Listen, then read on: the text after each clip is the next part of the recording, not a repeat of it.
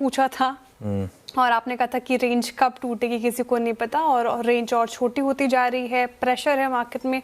तो कौन से अब लग रहा है आपको लेवल्स इंपॉर्टेंट है, कौन से लेवल्स हम ध्यान में रखें? देखिए श्रेया, मार्केट के पास कोई ट्रिगर नहीं है। मतलब अगर आप आज देखें खास तौर से, कच्चा तेल एग्जैक्टली वहीं पर है, डॉलर रुपी एग्जैक्टली वहीं पर है, और ऐसे में ग्लोबल मार्केट देखें एग्जैक्टली वहीं पर है जहाँ पर हमने आज जब सुबह शुरुआत की थी, तो मार्केट वहीं पर है। सिंपल सवाल का सिंपल जवाब है। और देखिए क्या है ना कि जब तक मार्केट ना बोले, इस रेंज में आपको स्मार्टली इंट्राडे रहना है। अब ज़रूरी नहीं है कि हर रोज़ आपको 300-400 पॉइंट की ट्रेड मिले। कई दिन आते हैं, जैसे मैंने आज कहा, 3-4 आपको 50-50, 60-60 पॉइंट की ट्रेड मिलेगी। अगर आप उनमें खुश हैं तो ठीक है, नहीं खुश हैं तो कुछ और किसी और दिन का वेट करिए, ठीक है।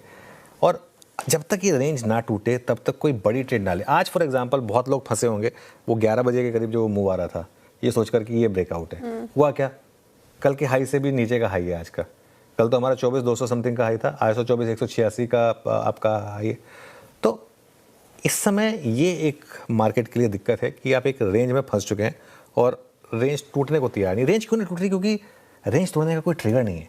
या तो कच्चा तेल 90 के ऊपर निकल जाए, हम 23,800 तोड़ दें, या आप 75-76 पर आ जाएं, आप सीधा एक बार 24,300 क्रॉस कर दें। दो में से एक चीज़ हो कम से कम। या तो कोई एक एक्स्ट्रॉर्डनरी नंबर आ जाए या एक्स्ट्रॉर्डनरी वीक नंबर आ जाए किसी बड़ी कंपनी का, वो आपको इस तरीके से मूव करके दिखा दे, तो वो हो जाए तो ठीक है।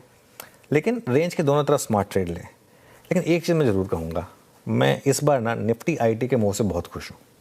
क्योंकि अगर आप निफ्टी आईटी का मूव देखेंगे ना, और ये तो आज का मूव है, इसका 2 हफ्ते का चार्ट रखिएगा, आई थिंक ये हम एक कॉन्फिडेंस के साथ कह सकते हैं कि इस बार ना सीएनबीसी आवाज़ के व्यूअर्स को एकदम सही ट्रेड मिली। हमारे जो पिक करने के बाद ये एक दिन और गिरा था बल्कि, ठीक है ना। तो और अच्छी बात है, कभी ये नहीं कहना चाहिए कि एग्जैक्ट बॉटम पे पिक किया, वो सही एंट्री मिली।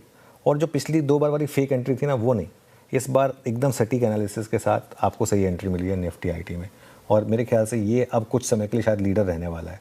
इसका सबसे बड़ा एग्जांपल है, जिस दिन एडीआर गिरे उस दिन स्टॉक्स ऊपर आ गए थे नीचे से। आज भी अगर आप देखें तो आईटी शेयरों ने ही मार्केट को संभाला है, वरना बैंक निफ्टी जिस तरीके से वीक था तो मार्केट तो और गिरना चाहिए था, ठीक है। और अभी भी मुझे लग रहा है कि आईटी शेयरों में थोड़ी सी तेज़ी बाकी है। बाकी अब एक सवाल ये उठता है कि बैंक निफ्टी क्यों वीक है। देखिए, बैंक निफ्टी के वीक होने के 2 कारण हैं। एक तो कच्चा तेल जो ऊपर बना हुआ है 85 पर, भले ही 85 के ऊपर नहीं जा रहा, लेकिन 85 in itself is elevated.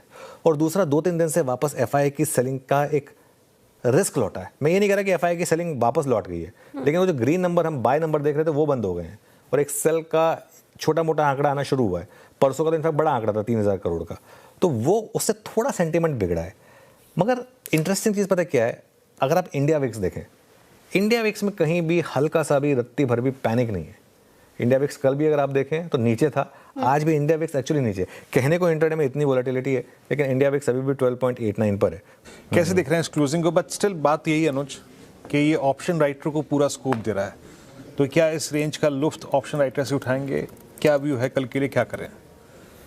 Okay, बिल्कुल। देखिए, न्यूट्रल रहें और कोई पोजीशन ना कैरी करें। सिंपल स्ट्रैटेजी है, 2 दिन से यही रह रही है काम में। इंडेक्स में अभी जब तक ये रेंज नहीं टूटेगी, यही व्यू रहेगा हमारा। बिल्कुल न्यूट्रल रहें और कल एक फ्रेश ट्रेड लें। देखिए, एक समय तो ऐसा ही लग रहा था कि इंडियन मार्केट में अच्छी खासी तेज़ी आज भी देखने को मिल सकती है, लेकिन वो फिर से तेज़ी गायब होती हुई ही नज़र आई है। क्योंकि बाज़ार के लिए जो अभी भी रेंज देखने को मिल रही है 24,000, 24,200, ये रेंज का भी ज़बरदस्त काम करते हुए नज़र आ रही है। देखिए, जो रेंज बड़ी थी 400 से 500 पॉइंट की, वो अब छोटी होकर 200-250 पॉइंट की ही रहती हुई नज़र आई है। नीचे की तरफ 24,000, ऊपर की तरफ 24,200, 250 का लेवल। तो इस रेंज से जब बाजार निकलेगा तब जाके ही कोई तेज़ी की संभावना ही बनती हुई नज़र आ सकती है। लेकिन तब तक इंडियन मार्केट में इस रेंज में ही बाज़ार में दबाव बना हुआ है। देखना होगा कि आने वाले दिनों में किस प्रकार से चीज़ें चेंज होती है। लेकिन जिस प्रकार की खबरें अब आती हुई नज़र आ रही है कि अमेरिका जो है इंडिया पर 100% टैरिफ लगा सकता है, क्योंकि इंडिया इंपोर्ट करता है रूस से ऑयल और डिफेंस में जो चीज़ें हैं वो, तो इसकी वजह से भी इम्पेक्ट पड़ता हुआ नज़र आता है। ये बिल तो पास हो रहा है, लेकिन यदि ये चीज़ें सही निकलती है तो वहाँ से भी इंडियन मार्केट को बड़ा झटका लग सकता है। लेकिन इन चीज़ों का इम्पेक्ट अभी इंडियन मार्केट पे आएगा नहीं, क्योंकि जब तक चीज़ें कन्फर्म नहीं होती है तब तक कोई जो चीज़ है वो कन्फर्म नहीं है तब तक इंडियन मार्केट में वो चीज़ें देखने को नहीं मिलेगी। लेकिन अब देखना होगा कि आने वाले दिनों में किस प्रकार की न्यूज़ें इंडियन मार्केट की तरफ से देखने को मिलती है। लेकिन जहाँ तक इंडियन मार्केट की बात करें तो निफ्टी और बैंक निफ्टी में आज जो क्लोजिंग है वो क्लोजिंग ठीक ठाक ही देखने को मिली है, ज़्यादा गिरावट देखने को नहीं मिली है। लेकिन आने वाले दिनों में यदि झटका बड़ा लगता है, इंडियन मार्केट 23,800 के नीचे की और फिसलता है तो बड़ी दिक्कतें दिखाई दे सकती है। वरना इंडियन मार्केट की तरफ से ऐसी तो कोई न्यूज़ नहीं है जिसकी वजह से लगे कि कोई बड़ा क्रेज इंडियन मार्केट में आता हुआ नज़र आ सकता है। देखिए FIH की तरफ से भी इतनी बड़ी सेलिंग फिलहाल दिखाई नहीं दे रही है। जो सेलिंग थी उसका आंकड़ा भी धीरे धीरे कम हो रहा है, और यदि ये सेलिंग की जगह बाइंग में कन्वर्ट हो जाती है तो वो एक लॉन्ग टर्म के लिए इंडियन मार्केट के लिए काफ़ी किफ़ायती हो सकता है। और वहाँ से इंडियन मार्केट की जो लेवल्स है वो आप सोच नहीं सकते कि किस प्रकार के लेवल्स इंडियन मार्केट में फिर आ सकते हैं, क्योंकि यदि ऐसी ही तेज़ी इंडियन मार्केट की तरफ से दिखाई देती है तो इंडियन मार्केट में 27,000 30,000 के लेवल भी आते हुए दिखाई दे तो भी कोई बड़ी बात नहीं है। फिलहाल बात करें बैंक निफ्टी की तो बैंक निफ्टी 57,500 के लगभग चलता हुआ नज़र आ रहा है। 57,200 250 का इंपॉर्टेंट सपोर्ट जोन है, ये टूटते ही 57,000 56,800 56,500 ये भी अहम सपोर्ट जोन आपको दिखाई दे जाएंगे। लेकिन ऊपर की तरफ जब तक बाजार अब 57,800 नहीं पार करेगा, 58,000 पार नहीं करेगा, तब तक बड़ी रैली की संभावना दिखाई नहीं दे रही है।